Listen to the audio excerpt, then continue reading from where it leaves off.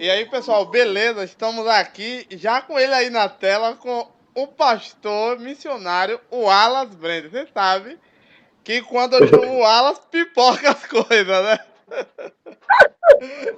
Então, o Wallace deve ter derrubado um monte de coisa ali já, porque assim, sai da frente, que eu vi o Wallace. E aí, Wallace, como é que tá você? Você tá sumido? Fala aí pra galera. E aí, galera de Itabuna e região, Brasil, mundo, aqui é o pastor Wallace Brender e a satisfação é toda minha, Delmo, em estar mais uma vez nesse seu canal, né, do YouTube, nas suas páginas do Facebook e Instagram, e que possamos fazer hoje temas interessantíssimos, né, como a gente sempre tratou, de todas as ordens. Lógico, vai ter muita verdade, vai ter muita justiça, um pouco de poesia, um pouco de realidade, um pouco de tudo, né? É verdade. A nossa intenção aqui não é camuflar as coisas, né? Não. Mas é trazer o perfeito conhecimento. E o perfeito conhecimento, ele vem de algumas cisões, de algumas rupturas, de algumas dores, né? A galera da academia vai dizer que crescer dói, né? E a verdade também ela é dolorida. Sair do engano é doloroso, mas é necessário. É verdade. Era bom crescer sem doer, né? Mas é difícil. Ô Wallace, e como é que tá essa sua caminhada de pastor? Fala um pouquinho rapidinho sobre essa sua parte aí, primeiro uns 2 minutinhos, a igreja que você tá aí pastoreando. E aí, Adelmo, e aí, pessoal? Bom, Adelmo, eu atuei muito tempo como missionário, né? Fazendo ações sociais aqui em Piauí. Demos, como se fala, como se diz o outro, um ano sabático aí, né? Paramos aí as iniciativas sociais. Logo após isso, eu me tornei pastor. Pastoreei por um tempo. Agora, no momento, Adelmo, eu não estou assim à frente necessariamente de uma obra, vamos supor, local. Hoje eu tenho uma iniciativa mais livre, que é voltada ao público da internet, e eu estou sempre disponível a pessoas físicas que venham me procurar para pedir algum conselho, para ouvir alguma palavra. O meu nicho de atuação, o ministério que Deus me usa, ainda é com pessoas alcoolizadas, pessoas no mundo das drogas, né? Aquelas pessoas com fragilidade social. Eu tenho uma recepção muito boa da população. A população, ela super me reconhece. Esses dias aconteceu um fato curioso. Um jovem, eu estava aqui em uma praça próxima à minha casa. Quem é daqui de Piauí tem uma praça chamada Praça do Cruzeiro. E foi tão gratificante que esse jovem parou. A mãe parou: vem cá, você é o Wallace Brender? Eu falei: sou. Ah, não, você é referência para o meu filho. A gente quer tirar uma foto com você, né? Isso aconteceu. Pessoas me param no meio da rua e eu fico grato. Aonde muitas vezes você não tem reconhecimento do nicho ou da esfera religiosa, mas a população, ela reconhece. Isso porque, Adelmo, nós damos não o que queremos dar para ela comer, mas damos o que ela precisa. E as minhas palavras, as minhas pregações, sempre são no tom que são. Desafiadoras, né? Interpelativas, interrogativas, afirmativas. Eu não dou mole para ninguém, né? Deus não dá mole para a gente também não dá mole para ninguém. Agora a gente é coerente. A gente não só cobra, não só expõe, mas o mais interessante é que a gente mostra o caminho, revela a realidade. Isso, Adelmo, demonstra que no fundo, o que as pessoas querem é alguém que lhe direciona na verdade. Alguém que lhe diga: olha, o problema é isso, é aquilo outro, olha, faça isso, não faça aquilo, sem nenhuma pretensão voltada a si mesmo. Então, o meu pastoreio tem sido um pastoreio nesse sentido, né? Eu estou sempre fazendo alusão à igreja primitiva. Eu sei que aquele tempo já foi, eu sei que aquela situação histórica, social já foi, mas princípios e valores não envelhecem, né? O que envelhece é o caráter e a moral humana. Por isso, Paulo vai dizer: não vos conformei com esse século, mas renovai o vosso entendimento, renovai o vosso caráter, renovai a vossa moral, renovai os vossos princípios e os vossos valores. Porque Deus não envelhece. Ou seja, o que ele disse ainda continua valendo. É verdade, gostei dessa sua introdução. Ô, Alan, você falou uma coisa aí, que assim, a gente tem vários tipos de pastores e eu estava conversando com uma pessoa esses dias e ela estava falando sobre a igreja tóxica, sobre lideranças tóxicas, porque assim, talvez não seja o cotidiano de todos os cristãos evangélicos, mas de alguns é o cotidiano. Tipo assim, lideranças que têm filho de pastores, mulher de pastor, até próprios pastores, assim, que são aqueles a ferro e fogo, que é eles que são donos da igreja. Então a gente vê por aí muita gente dizendo que sofreu muito, que hoje em dia não quer mais a igreja, que ficou chato, que elas maltratadas nesses ambientes, né? Eu sei que uns exageram, mas outros também não exageram assim como a gente está pensando. Então, o que é que acontece nessa situação que nós podemos ver por aí? É que a figura do pastor hoje está sendo jogada na lama. Muitas igrejas não estão, assim, lá no fundo, tentando preservar essa figura. Muitos não querem preservar, muitos pastores estão jogando mesmo no lixo o seu nome. E igrejas envolvidas em escândalos e mais escândalo, e corrupção, e um monte de coisa. Então, esse é o cotidiano. E com a internet, o mundo da internet, tudo tá vindo no ventilador. E, infelizmente, todas as pessoas pagam. Porque, tipo assim, realmente existe igrejas que elas têm donos. A gente fala que não tem porque a gente não é desse tipo de igreja. É o tipo de igreja que possa ter um líder que comande? Pode. Porém, nessas igrejas, elas não têm, Wallace, a figura daquela pessoa ali que é o dono, o CNPJ é dela, e ela compra as coisas, tem um avião que ela anda. Porque tem gente que é assim, a minha igreja tem um avião, mas esses membros nunca andaram em avião nenhum. Quem anda é o líder, o amigo deles e quem eles querem levar. Então não é da igreja. Então a gente vê essa figura aí. E é um desafio para pessoas como você, que tem chamado para o ministério, que acaba ouvindo, enfrentando situações que vai questionar isso quanto a essa questão do ministério. Eu até, nessas horas, eu me lembro daquelas discussões de Paulo e de outros ali, quando falava bem assim, olha, eu lembro que Paulo falava bem assim para a turma, veja bem, eu não recebi de ninguém, recebi de Jesus, porque ele via aquela discussão ali entre aqueles presbitérios de um lado, presbitério de outro, a sociedade só legitimava a galera ali Da cúpula. Da cúpula, da classe dominante, só quem estava em Jerusalém, só quem pertencia ao templo. Então a gente via muito esse discurso. E a gente está vendo isso de novo hoje, rolando muitos escândalos com igreja, com personalidades e os pastores no meio, porque eles, na verdade, viraram donos de pessoas e que essas pessoas, até para votar, depende deles, é o que eles gostam. Então a gente está nisso aí. O que você diria sobre essa questão da imagem do pastorado estar em xeque hoje em dia? Cara, você trouxe o tema que justamente eu tenho discutido na atualidade, tenho visto, tenho ouvido, às vezes vivenciado.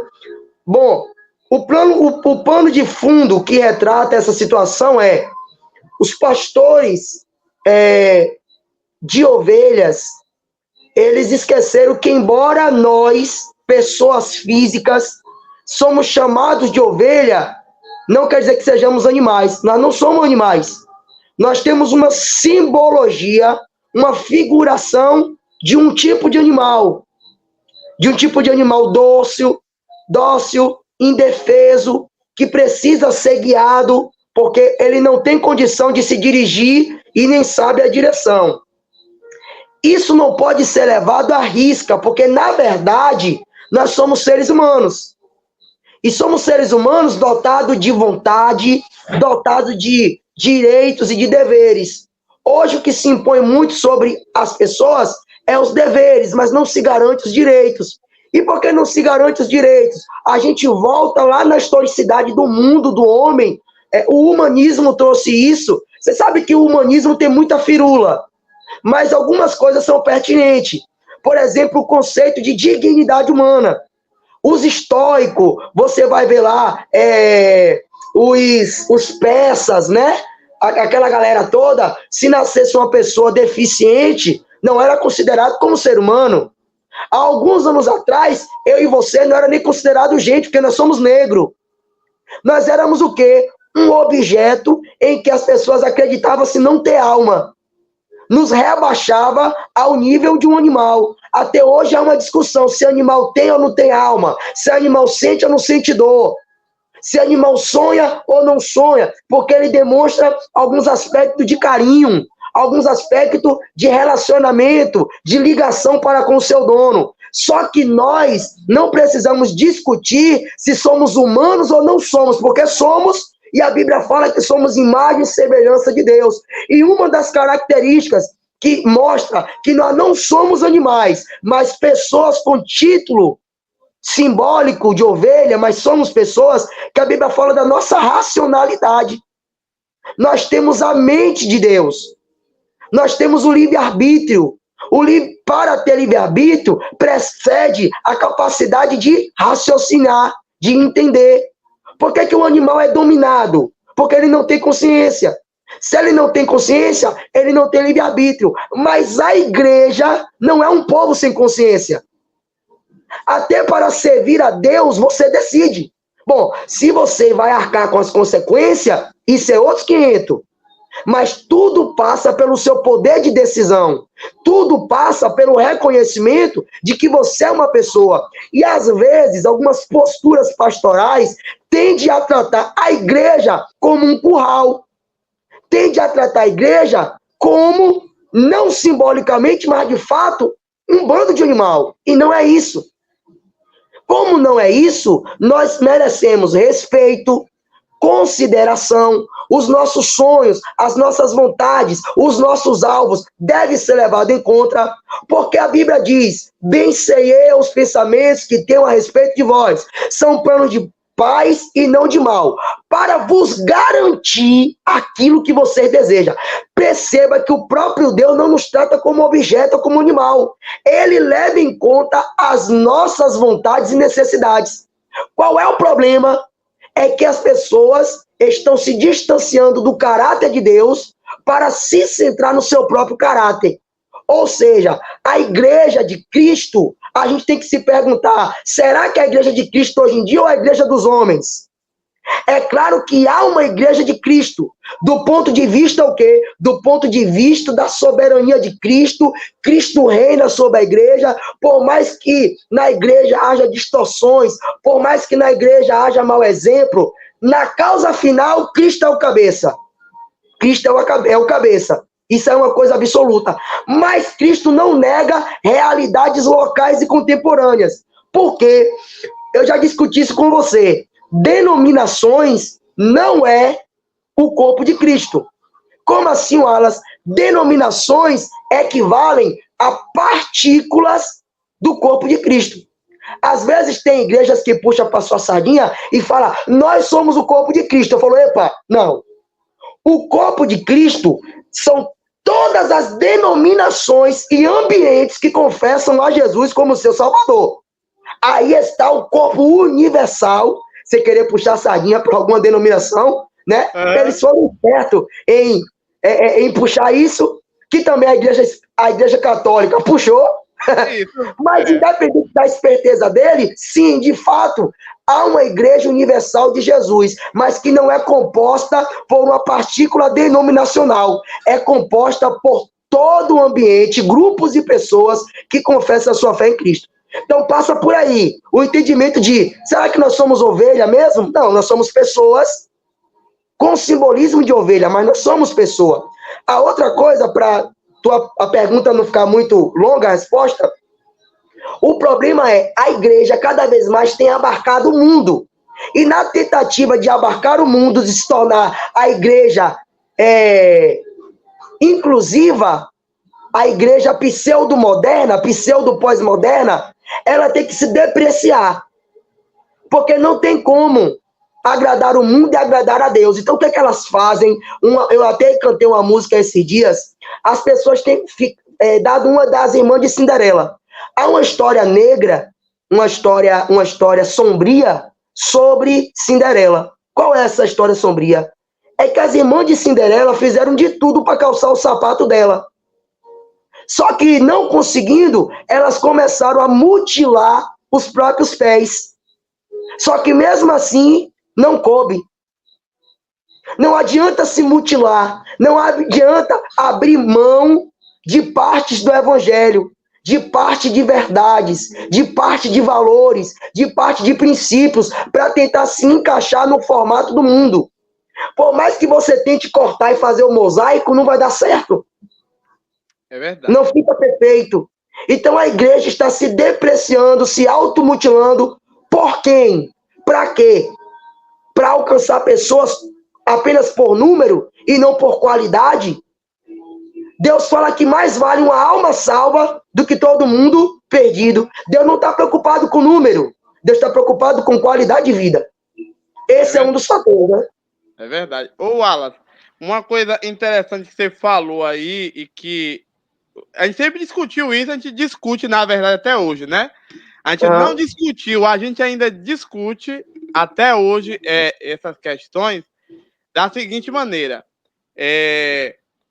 Primeiramente, você falou, interessante, quando a Bíblia faz alusão, faz um simbolismo nosso como ovelha, ela não está dizendo que nós somos um animal ovelha. Isso aí já começa daí. Né? Um bom entendedor sabe que não é disso que a Bíblia está se tratando. A segunda questão que você trouxe ainda sobre denominações, sobre que são partículas. Quando a gente vai para o Velho Testamento, quando a gente vai para o Novo Testamento, a gente vê ali facções. A gente vê ali a seita do Nazareno, os saduceus, os fariseus, os zelota. Tem gente demais. O povo acha que naquela época, dentro dos judeus, era só judeus, mas não. Tinha mais de 20 coisas dos judeus ali dentro. Só dos judeus. Dentro do cristão tinha a mesma coisa. Tinha a turma de Paulo, a turma de Pedro, a turma de Apolo, a turma de várias pessoas, de Tiago, e a de João, que é totalmente diferente. Então, essas comunidades, elas entraram em conflito umas com as outras, na verdade, a determinados momentos, até se ajustar ali. Então, quando você falou essa questão, porque assim, ó, uma coisa que eu vejo muito hoje nas igrejas, muitas pessoas não gostam quando eu falo isso, e eu sempre critiquei, você sabe disso, que é o seguinte: as igrejas estão preocupadas com quórum. Eles estão preocupados com o número de pessoas. Poxa, se você tem 50 pessoas, cuide da qualidade daquelas 50. Ah, mas eu quero ganhar o mundo todo. Mas não foi você que falou que uma alma vale mais do que o mundo inteiro, merda? Como é que agora já quer o mundo inteiro e esquece de uma alma? Que maluquice é essa? Eu sempre estou falando que eu não gosto desse posicionamento das igrejas. Pode ser minha, pode ser de outra turma aí. Eu não gosto desse posicionamento das pessoas que querem fazer megas igrejas. Na verdade, megas igrejas, mega seguidores. Porque, na verdade, elas estão querendo para si. Ah, quem transforma é Cristo. Mas vai fazer um culto e ninguém se converter, que eles ficam chateados. Ai, por que não se converteu? Mas você não falou que era Cristo. Você não falou, cara pálida, que era o Espírito Santo que converte. Como é que você que quer converter? Então, essa questão é problemática. Eu sempre estou falando que isso é um problema que precisa ser explicado. Porque senão aí você não está querendo. Você quer uma igreja cheia. Ah, Delmo, mas eu estou fazendo uma igreja que cabe 1.000 membros. Você não está conseguindo ensinar 50, você quer 1.000 membros. Para quê? Só para dizer que você tem uma igreja cheia, gente. É essa que é a questão. Eu acho que essa percepção do ensino do evangelho está perdida. Para você pegar de novo a bola, eu estava conversando, você falou sobre nós, voltando para os judeus, não era só o... Uma coisa que você falou engraçado, os judeus, ele tinha pensamentos parecidos com os persas, e eles tratavam de vez em quando as pessoas como cachorro. Sim, os judeus da Bíblia. Achava que o gentil, que as outras turmas era tudo cachorro, animal, e que não tinha valor nenhum, e que só era eles que prestava essa questão. Isso era influência persa, que eles tiveram ali na Babilônia, e depois eles ficaram ali com o Ciro, com a galerinha, todo mundo de boa, se achando bom demais. Vieram para Jerusalém, começaram também a escravidar uma galerinha também. E nessa brincadeira, esses costumes ruins, porque costume bom ninguém pega. Eu não quero aqui... nem eu, nem você, que a gente não é dessa viadagem besta de se vitimizar porque a gente é negro. Que inclusive a gente é mestiço. A gente é cor de cocô. É mestiço. Porém, a gente não quer fazer essa vitimização, mas querendo ou não, eles próprios nos trataram como lixo há um tempão atrás. Agora é que vamos ficar todo mundo igual. E aí acabou se debatendo com o movimento político negro, que nem negro é de verdade, é político. Mas porque eu quero meus direitos e tal. Mas, voltando à igreja e à religião, o que é que a gente está vendo hoje? A igreja está querendo virar um clube. Então, para que ela seja legal, como diz no inglês, para ser cool, ela quer fazer o seguinte: a igreja, ela quer chegar ali e se moldar ao que a sociedade quer, porque senão vai perder membro. Hoje em dia, se você só ir para uma igreja, orar, ler Bíblia, não vai ganhar membro. Só vai ganhar membro se você pintar sua igreja de preta, encher de instrumentos, de músicos bons e fazer ali um show, na verdade, para bater do show mundano, que já estão ganhando já do show mundano. Agora, com isso eu não estou criticando a igreja preta. Ela pode ter qualquer cor, pode ter laranja, cor de abóbora, qualquer cor ela pode ter, mas eu estou falando no sentido que a igreja virou um palco, ela se moldou ao molde de como é um show secular. É um local escuro, cheio de luzes, com muitos pessoas idolatrando ali seus artistas, e aquilo ali que está fazendo rodar aquela idolatria, um idolatrando o outro, cada um se idolatrando, esquecendo as verdades de Deus, né? E assim, ganhando dinheiro, alguns ganhando dinheiro e ganhando também notoriedade. Muitos líderes hoje têm mais poderes do que políticos famosos. E até têm mais valores do que políticos. Então, essa que é a questão que a gente precisa também botar isso em conta. Não é o Espírito Santo que transforma? E por que esse enjoo de você querer ganhar mais, que está faltando, e que tem que fazer, que a igreja tem que lotar? Se você fazer 10 comemorações, 10 cultos e não tiver pessoas levantando mão, não tá bom. Que chatice é essa? Pode pegar, Wallace. É justamente isso, né, Adelmo? Jesus, você sabe que Jesus ele foi um ponto fora da curva, né? Jesus, de fato, ele veio acabar com muita parafernália que os judeus introduziram e, como você falou, eles absorveram isso da Babilônia, absorveram isso da Pérsia, da Grécia e também, naquele momento, ali com Roma. Jesus, ele vai dar uma rasteira nos discípulos quando... mestre, esse templo lindo, maravilhoso. Aí Jesus olha para o templo da Porta Formosa e fala: gente, vocês estão se admirando? Você acha que isso compra o Pai? Em verdade, de verdade, eu digo que não ficará pedra sobre pedra que não seja derrubado. Deus aceitou o templo de Salomão, construído, arquitetado por Davi, mas não que Deus é um ser humano ambicioso em megas estrutura. O que Deus se agradou foi do desejo íntimo de Davi em um honrá-lo, em o colocar, ele pensou assim, poxa, a gente quer ser humano, mortal, tem casa, por que, que a arca é colocada em uma lona? Qual foi o pensamento de Davi? Reconhecer a autoridade de Deus, a soberania de Deus. Deus gostou da ideia. Não porque Davi estava pensando em fazer uma mega construção, mas porque aquela mega construção não tinha uma glória em si mesmo, mas refletia na glória de quem a ia habitar. Por exemplo, pode ter uma casa pequena, um casebre. Se a glória de Deus estiver ali, aquele lugar é grande. Se porventura for feito um lugar grande, não é pelo lugar, mas é por quem lhe habita. Você entendeu? Entendi. Aí depois vem Salomão e oferece a Deus um sacrifício, que aí é um complemento do sentimento de Davi em honrar a Deus, em entender que Deus é soberano, e por que o homem que não é nada tem boas casas e Deus não tem? Embora Deus disse que ele não habita em templo feito por mão de homens.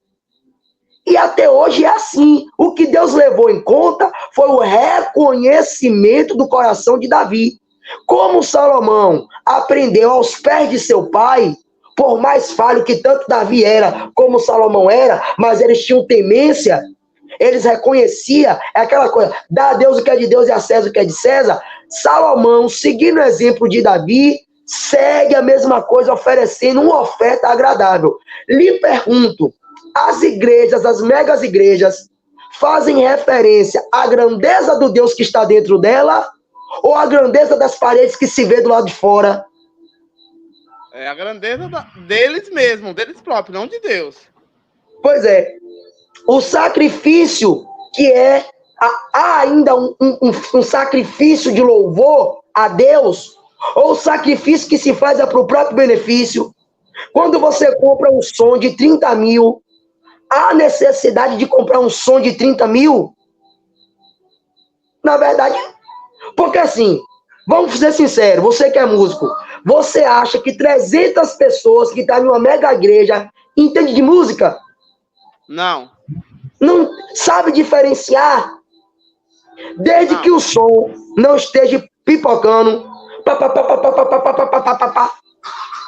um som simples resolve. É verdade. Porque aquela massa não tem conhecimento musical. Então aquela arquitetura sonora toda é para atender o gosto de quem? Do punhado de pessoas que de fato entende de música. Há alguns pastores que têm conhecimento musical, mas tantos pastores não entendem nada com nada? Isso aí. A igreja fica à mercê da companhia de louvor, como você gosta de falar. É verdade. Pastor não entende. Ele quebra a cabeça procurando alguém para estar no som, organizando, equalizando o som. Eu sou pastor, eu não sei equalizar som. Em verdade, também pelo problema de visão, mas não é uma coisa que se influencia. Então, para quê? Mega som. Para quê? Cadeiras acolchoadas. Na real, assim, para quê? Serve para quê? Então, coisas que é mais para enaltecer o homem, não para enaltecer a Deus. É verdade. E pegando essa questão, é como você falou, isso aí tá indo para vaidade humana. Isso aí é para o ego. Né? Eu tenho uma mega igreja, eu tenho uma mega estrutura de som. E indo para esse sentido, eu estava vendo uma matéria de uma igreja, não vou falar o nome aqui, que é a igreja das nossas antigas históricas. Foi nos Estados Unidos. Começou os membros a sair porque os membros queriam agora as igrejas pós-modernas, as boates. Então, o que aconteceu nisso? Essa igreja, o Wallace, diz que o patrimônio dela era não sei quantos $1.000 se fosse vender. Não tinha membros nenhum indo, um domingo pela manhã, tipo, uma igreja com órgão de tubo, que é muito caro, nem todo mundo sabe tocar. Uma igreja com pianos.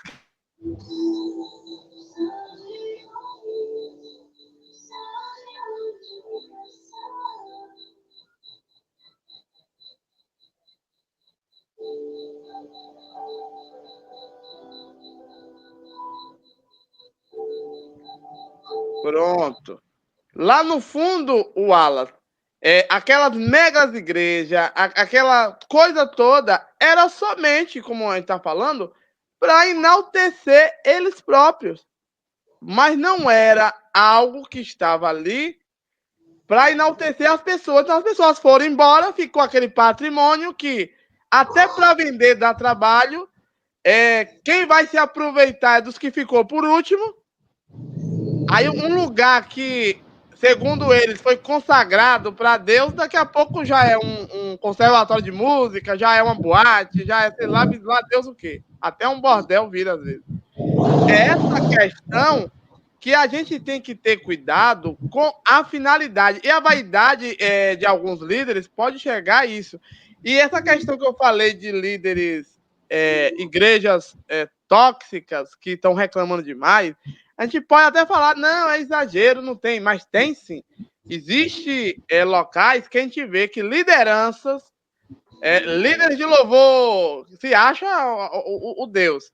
Aí os que entregam a profecia, os presbíteros, os pastores, eles acham que eles são donos, como você falou, eles acham que as pessoas são ovelhas, mas quando a Bíblia faz alusão ou ali dá aquela conotação, usa a figura da ovelha, não está dizendo que ela é ovelha e que tem que ficar quietinha ali, que a ovelha não é tão quieta assim.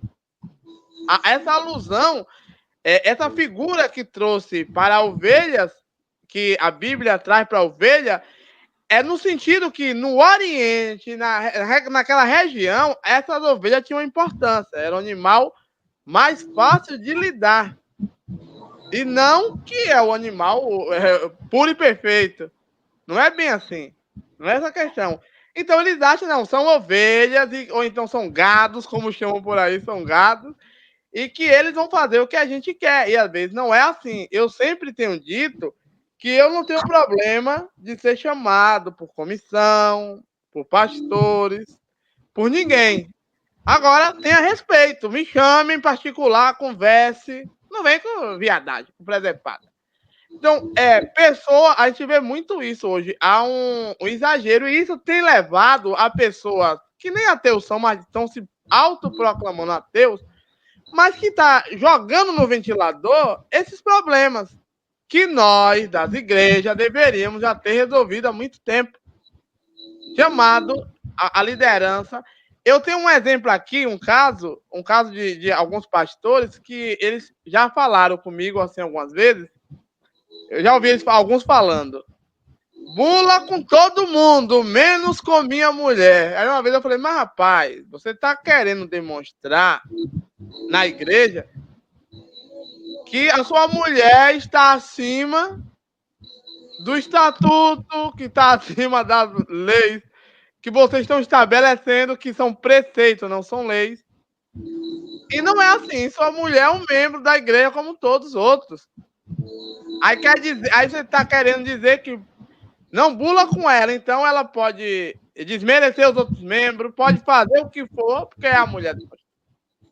Então, tem um monte de situação que a gente sabe, a gente vai anotando e vai vendo nas igrejas, e que está levando algumas pessoas fraquinhas a saírem da igreja. Porque, querendo ou não, eu e você já está na igreja há muitos anos, eu já estou caducando na igreja. O que acontece? Por esses períodos que nós estamos na igreja, a gente sabe separar isso. Mas pessoas novas, elas não vão saber separar. Elas vão achar que é arrogância e que ela tem que sair daquele lugar, aquele local ali é muito tóxico e que não dá para ela. Então, esse é um dos motivos. Agora, vamos... fale. Adelmo, assim, só pegando esses dois ganchos, vou até mostrar para vocês uma música aqui autoral. Olha, eu acabei de falar na estante no meu programa ali na Rádio Livre, que no mundo terreno, no governo terreno, tem o chamado de foro privilegiado. Isso. Enquanto o camarada está no governo, ele é deputado, ele é senador, ele é presidente, ele pode cometer o crime que ele quiser, ele não vai ser preso, ele não pode ser preso por pessoa de patente menor. É verdade. Então, na Terra tem um chamado foro privilegiado. Mas a igreja segue esse curso do mundo? Por exemplo, o céu tem foro privilegiado? Lúcifer se levantou contra Deus. Quem era Lúcifer? Pelo que dizem, Pai, Filho, Espírito Santo, ele era o quarto. Abaixo da Trindade, ele estava acima de todo mundo. Ele foi o primeiro a ser jogado cá para baixo. Não tem foro privilegiado no céu. Quem peca, recebe a paga do pecado. É verdade. João Batista chegou para Herodes. Herodes, você está pegando a mulher de Filipe. Teve um certo respeito? Teve, avisou. O que Herodes fez? Ah, não, eu faço o que eu quero, porque eu sou o rei. Eu posso mesmo esculhambar e pegar a mulher dos outros, nem que esse outro seja meu próprio irmão.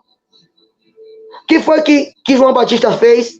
Publicamente falou, adúltero, está pegando a mulher do seu irmão. Aí a galera fala que nós não podemos fazer alusão das leis que eles mesmos criam.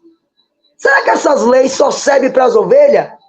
Porque ao olhar de Cristo, todos que estão dentro da igreja são ovelhas. Algumas ovelhas recebem encargo de guia. Ovelha guia, são os pastores. Mas não deixa de ser ovelha. Só é a ovelha guia que está na frente. É verdade. É a ovelha guia que está na frente, mas continua sendo ovelha. É verdade. Então, as pessoas têm essa questão assim de flexibilizar quando é para os maiorais e endurecer quando é para a classe dominada. Né? É verdade, é verdade. Ô Wallace, e uma coisa que você falou aí interessante, enquanto eu tô falando, conserta essa sua câmera que desceu um pouquinho. Deixa eu ver. Isso, tá bom. Peraí. Subiu demais, desce só mais um pouco. E deixa eu ver. Isso, tá bom agora. Wallace, você falou do foro privilegiado. Na verdade, na Bíblia tem um jargão que a turma gosta de usar. Claro, eles estão usando errado, a gente sabe disso.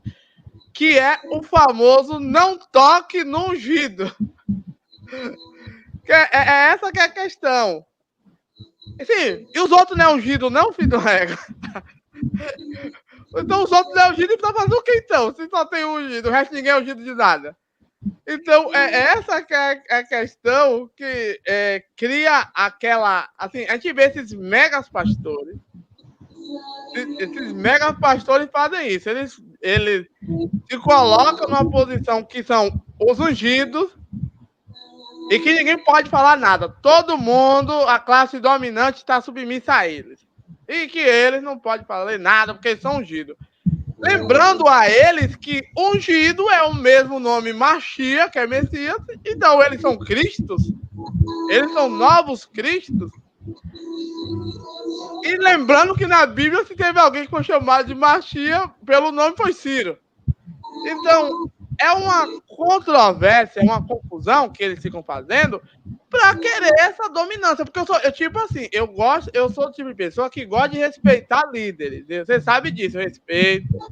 A denominação não gosta de bagunçar, gosta de andar tudo direitinho ali. Só que isso aí tem que ter cuidado. Né? Com isso aí que eu estou ganhando uma autorização judicial para desmerecer as pessoas. E isso a gente vê acontecendo direto. Então, por trás desse título, eu sou ungido, aí quer fazer o que bem fazem, entende? Não está certo isso. Quer ficar acima das pessoas. Pode falar. Ó, Delmo, vou tratar dois aspectos. Por exemplo, essa galera fala... Essa galera nós, né? Que eu também sou pastor. A maioria de nós fala muito da questão do ungido. Mas, por exemplo, eles dão uma de judeu. Quem é que é o próximo do judeu? O próprio judeu, né? Porque o gentio não é o próximo. Não é quem é que é ungido que eles consideram o da convenção? Mas vem cá, se a outra pessoa foi ungida, independente de ter sido pela convenção ou não, tem poder na terra que tem o poder de tirar o óleo? Saul foi o pior dos seres humanos. Mas uma vez que ele foi ungido, Davi falou, eu não posso mexer, né? Então, assim, nesse primeiro aspecto, fala-se de ungido, ungido, ungido. Qual ungido? O ungido que eu considero da minha convenção.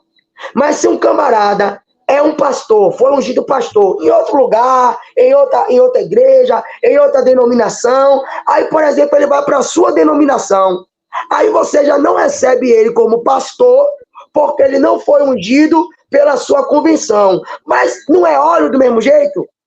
O ato simbólico não foi realizado diante de Deus da mesma forma? Não teve testemunho da mesma forma? Qual é a autoridade terrena que você tem para tirar ou desconsiderar a unção alheia? Existe na Bíblia essa possibilidade? Não existe. Então logo se vê que não é bem assim que as pessoas consideram o ungido, não. É como o judeu. Meu próximo é o judeu, o gentil não é. Ungido para mim é quem é da minha turma, quem é da minha convenção. Mas se vier alguém de outra igreja, já deixa de ser ungido. Já não pode atuar.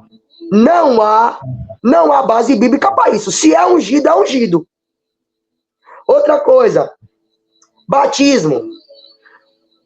Há uma diferença, alguma diferença entre ser batizado dentro de uma igreja, discipulado em uma igreja, e você está evangelizando em uma rua, em uma roça, tem um gole d'água, você batiza aquela pessoa naquele gole d'água. Será que o batismo não é legítimo? Porque não foi um batismo passado por discipulado, porque para eles o batismo é dizer, sou membro da igreja. Não.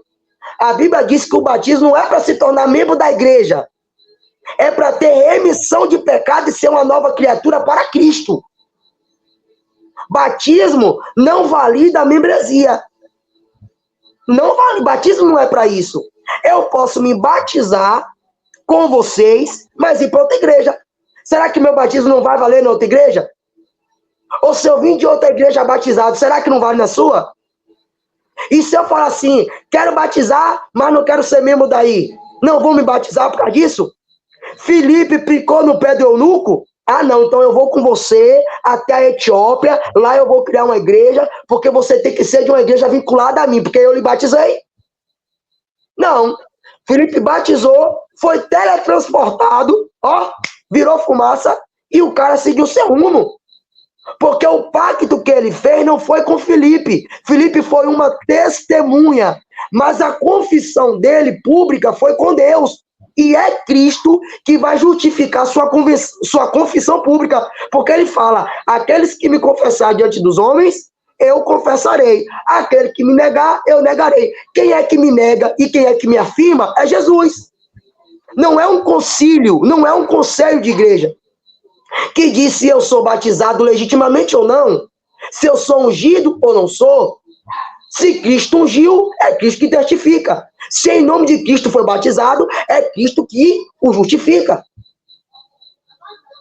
Tem essa questão. A outra coisa, Jesus, como você falou, era um ungido de Deus, não é? Havia uma sentença dada ao homem.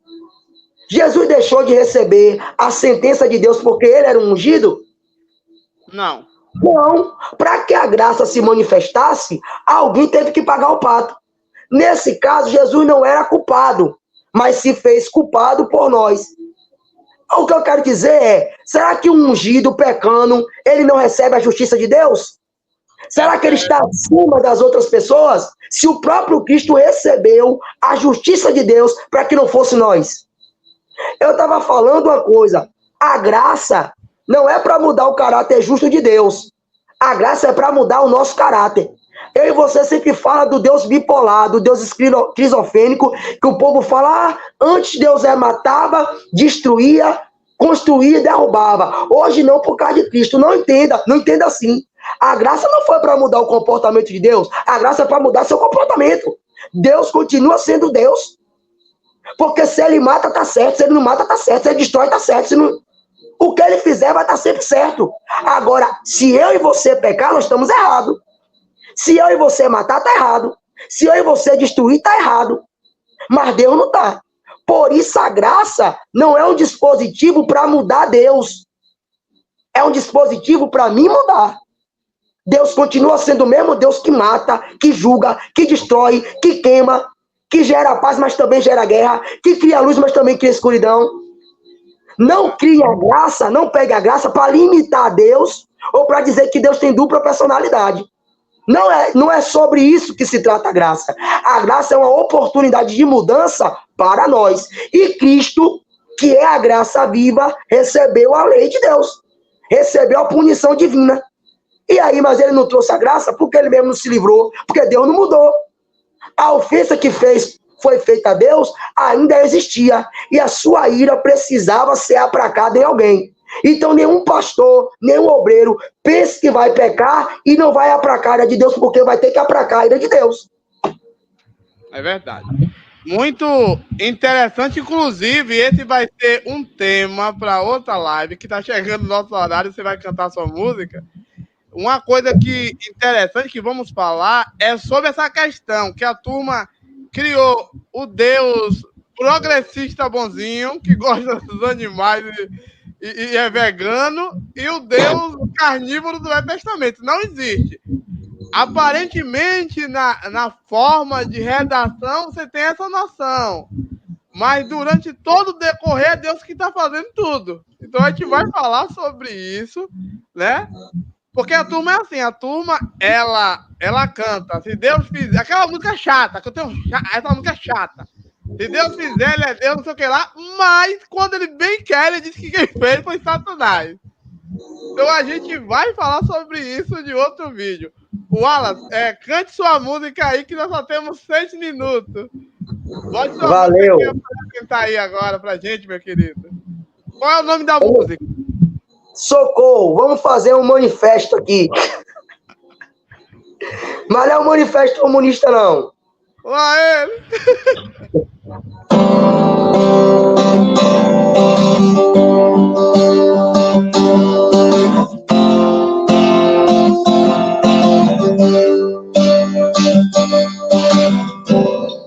De olhos fechados, ninguém vai me ver.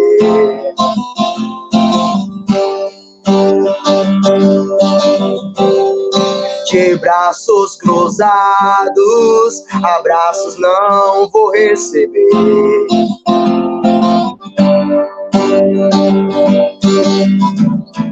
De ouvidos tapados, ninguém vai me escutar.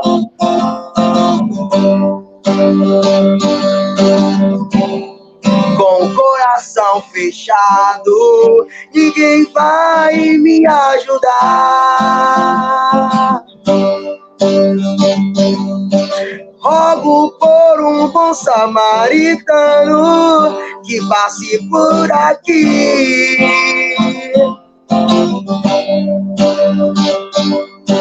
Peço a um bom samaritano que cuide de mim.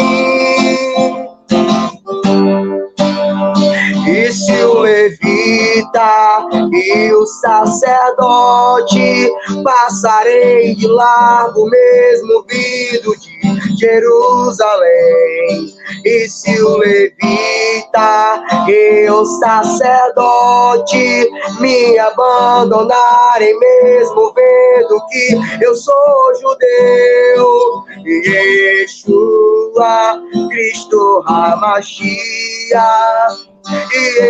Yeshua, Cristo Hamashia, Yeshua, Cristo Hamashia, Yeshua, Cristo Hamashia. A tua mão me sustentará, o teu socorro me levará. Se quase morto no chão eu estiver, eu guardo a minha fé dentro de mim. Pelo teu nome eu vou chamar, a tua mão me sustentará, o teu socorro me alcançará. Se Se quase morto no chão eu estiver, eu guardo a minha fé dentro de mim, pelo teu nome eu vou chamar, Yeshua, Cristo Hamashia, Yeshua, Cristo Hamashia.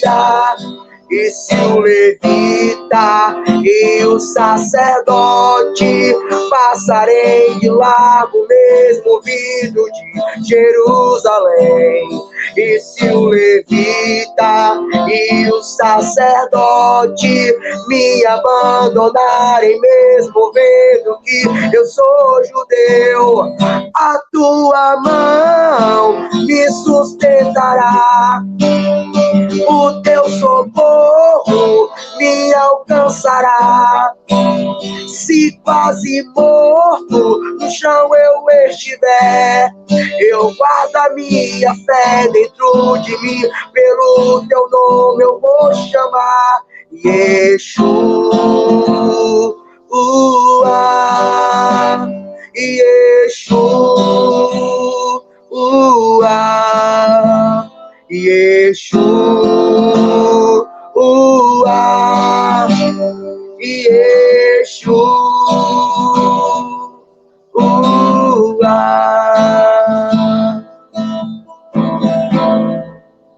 É isso aí, né? Às vezes, quem pode fazer por nós, o levita e o sacerdote, passam de largo. Mas Jesus ainda está ao alcance de um chamado, de um clamor, e a sua mão nos sustenta e o seu socorro nos alcança. É isso aí. Você, como sempre, só fazendo música boa, né? Aquela, eu vou até reeditar aquela Leão de Judá, que tá lá. Leão de Judá. Eu vou editar aquela Luz do Universo, que é o que eu mais gosto. E ainda Nome Divino. Eu vou, uma hora que eu tiver com tempo em casa, eu vou pegar o teclado da Korg, que ele tem mais recursos, e eu quero refazer ela para postar aí no YouTube as suas músicas, viu? Vou botar embaixo aqui o Wallace batendo. Pois é, Wallace. E é isso aí. Agora você não suma, não, porque semana que vem eu quero ver um dia, eu vou lhe chamar para a gente falar desses assuntos. Tem uns assuntos interessantes aí. Porque a gente vai só vendo a galerinha dando um somebody love, um migué, e a gente tá chegando um momento que as pessoas estão procurando mais ler a Bíblia e tá percebendo que não é bem como os líderes querem também. Então, esse foro privilegiado, essa questão que aquelas pessoas que Deus soprou no ouvido, elas... A gente vê pastores aí na internet falando, Deus me falou isso, e eu falei, não, Senhor, eu não quero fazer. A gente olha pra cara e fala, filho de uma égua mentiroso, que ninguém tá acreditando na sua mentira, vagabundo. Mas isso aí é o do dia a dia, é o que acontece. É o que acontece. E a gente precisa estar sempre, porque como, você sabe, eu sou uma pessoa que ajuda a igreja, eu falo direto. Contribua com o dízimo, porque nessa terra o dinheiro tem que ser usado para fazer as coisas. Contribua. Lá no Novo Testamento há um incentivo que você dê oferta, sim. Lá no santuário antigo também, porque aqui precisa. Agora, deixa de criar uma artimanha. Vamos reformar a igreja? Bora. Dá dinheiro, que senão não reforma. Bora fazer um evento para caridade, tem que dar para comprar comida para o povo. Deixar o povo com fome? Tem que ter dinheiro para fazer. Agora, cuidado. E essas profecias malucas, não, porque o Senhor me falou, eu estava ouvindo de um pastor famoso aí, ele falando, Deus falou que eu ia mudar o destino da nação, e ele me levantou, e ele falou, você vai. Aí eu falei, eu não vou. Aí depois eu me irritei com a coisa lá, e eu falei, agora eu vou. Eu falei, vai te lascar, rapaz. Sacana quer enganar quem, dizendo que Deus chamou ele para nada. Então é essas coisas aí que a gente precisa. Mas, Wallace, foi um prazer estar com você de novo. Viu? E você não suma de novo, não. Fala aí de novo o horário do seu programa na rádio. Fala de novo o dia e o horário. Então, pessoal, o programa é na Rádio Livre 105,9, FM Piauí, toda sexta-feira, das 18 às 19 horas. Eu transmito ao vivo pelo Facebook, mas você, se é da região aqui, é porque é uma rádio comunitária, né? Então o raio de alcance é mais municipal mesmo. Porém, por causa do mundo estamos no mundo digital, você também pode botar lá www ou botar no Google, né? Rádio Livre 105,9, que você pega a transmissão perfeitamente. Então, e a pegada é sempre essa que eu estou trazendo com a Adelmo, é uma palavra verdadeira, mas que não deixa de não puxar a orelha, não deixa de descortinar as coisas, de tirar o ventríloco que está ali, dizendo que está com a boca fechada, mas está soprando na boca do boneco as verdades, né? Do teatrozinho, bota os bonecos para estar se movimentando e cá por detrás da cortina. Então não tem isso não. Até porque Deus, ele quando quer fazer, ele se dá a cara dele, fala, eu sou o Senhor, esse é o meu nome, é eu que estou matando mesmo, é eu que estou destruindo. Deus assume a autoria. Então se você quer andar na verdade, mesmo sendo pecador, assuma sua autoria. Se você estiver errado, se desculpa, não, eu errei, eu me equivoquei, mas não use as pessoas como massa de manobra, não faça ventriloquismo, né? Não sopre ali, ó, na boca de outras pessoas e nem fique de trás da cortina movendo os fantoches, não. Dê a cara e se responsabilize pelo que você prega e pelo que você acredita. É isso aí. O Alan, meu filho, é isso aí. Vamos ficando por aqui. Foi um prazer, o Alan. Pois prazer todo meu. Fique atento, que você também é advogado. A gente vai falar sobre essas maluquices do Brasil também. A gente vai fazer um debate sobre esses assuntos também. Então é isso. Então, vocês que vá no Facebook, lá tá o Wallace Brenner, e você vai chegar lá, vai ver. Se vocês forem no meu Facebook também, eu sempre deixo as postagens de Wallace lá na frente, lá tem vários projetos. Então, vocês se interessarem, esteja ali sempre olhando. Então, Wallace, vamos ficando por aqui. E Deus lhe abençoe. Valeu, Adelmo. Tchau, tchau, galera. Tchau, meu filho.